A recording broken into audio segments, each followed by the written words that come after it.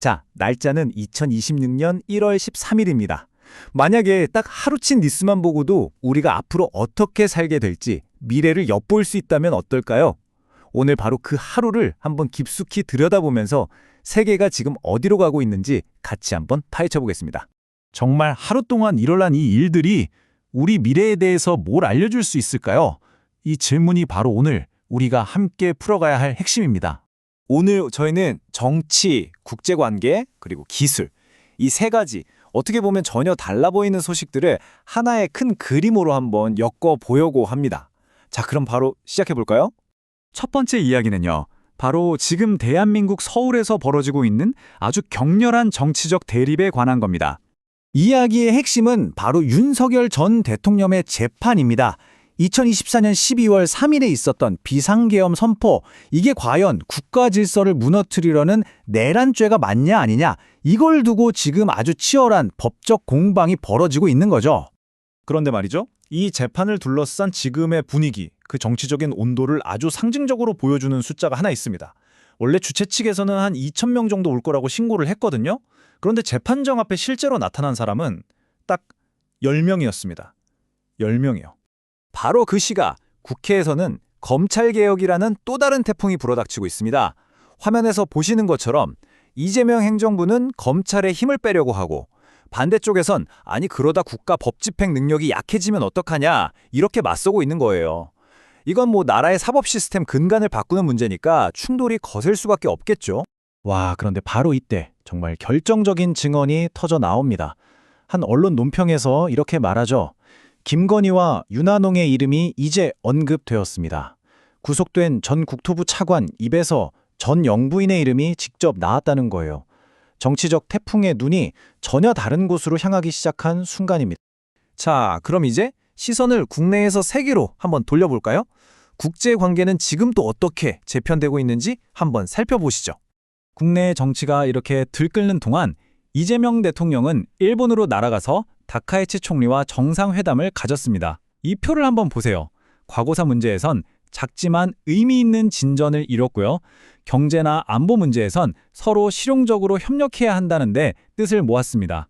아주 현실적인 회담이었다고 볼 수 있죠. 근데 여기서 진짜 흥미로운 포인트가 바로 이겁니다. 이재명 대통령에 대한 일본 언론의 시선이요. 예전에는 막 반일 몬스터 이렇게까지 불렀는데 이제는 실용주의적인 리더라고 평가가 싹 바뀌었다는 점이에요. 외교적으로 어떻게 접근하느냐에 따라서 국제사회의 인식이 이렇게나 달라질 수 있다는 걸 아주 생생하게 보여주는 거죠. 한편 더 큰 무대로 가보면 미국하고 중국이 히토류를 두고 정말 총성 없는 전쟁을 벌이고 있습니다. 이 히토류라는 게 첨단 산업의 피 같은 거거든요. 이 타임라인을 보시면 2025년에 중국이 수출을 막아버리니까 테슬라 같은 회사들이 공장 멈출 뻔했잖아요. 지금은 간신히 1년짜리 임시 휴전 상태인데 이 협정이 끝나는 시점이 바로 올해 10월 미국 중간선거 직전입니다. 이건 그냥 무역 분쟁이 아니라 미래 기술 패권을 건 거대한 지정학적 체스게임이라고 봐야 합니다. 자, 이번엔 외교 무대에서 기술 혁신의 최전선으로 한번 가보겠습니다. 바로 CES 2026 현장입니다. 현대차가 공장에서 일하도록 만든 휴머노이드 로봇 아틀라스를 공개했습니다. 근데 여기서 제일 중요한 포인트는요. 이 로봇을 다른 데 팔기 전에 현대차 자기네 공장에 먼저 투입해서 실전 테스트를 한다는 거예요. 우리 기술 이 정도라는 자신감의 표현 아니겠어요? 그리고 이건 진짜 재미있습니다. 모베드라는 스마트 배달 로봇인데요. 핵심 기술이 뭐냐면 바퀴가 알아서 수평을 맞춘다는 거예요. 이걸 제일 쉽게 비유하자면 여러분이 배달시킨 짬뽕 국물이 절대 쏟아지지 않게 해주는 기술. 바로 그런 겁니다. 그럼 이런 혁신들이 시장의 평가는 어떻게 바꾸고 있을까요? 이 차트 보면 아주 명확해집니다. 예전에 5배 수준이었던 현대차의 기업 가치 배수가 이제 10배까지 올랐어요. 물론 200배를 받는 테슬라랑 비교하면 아직 갈 길이 멀지만 이건 시장이 현대차를 더 이상 그냥 자동차 회사가 아니라 미래 로봇, AI 기업으로 보기 시작했다는 아주 강력한 신호인 거죠. 그리고 이런 혁신 뒤에는요. 정말 어마어마한 동맹이 숨어 있습니다.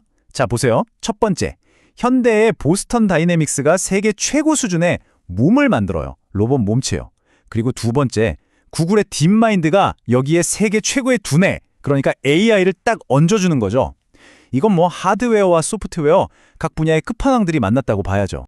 하지만 이렇게 눈부신 기술 발전에도 그림자는 있습니다. 화면에 보이는 저 복잡한 제목. 저게 실제 학술지에서 퇴출당한 논문 제목이거든요. 근데 문제가 뭐냐? 이 논문을 AI가 썼다는 거예요. 데이터의 신뢰성에 문제가 생겨서 결국 철회된 거죠. AI의 이 놀라운 창조력이 역설적으로 우리한테 이제 뭘 믿어야 하지? 하는 아주 근본적인 질문을 던지고 있는 겁니다. 자, 오늘 하루를 한번 정리해 볼까요?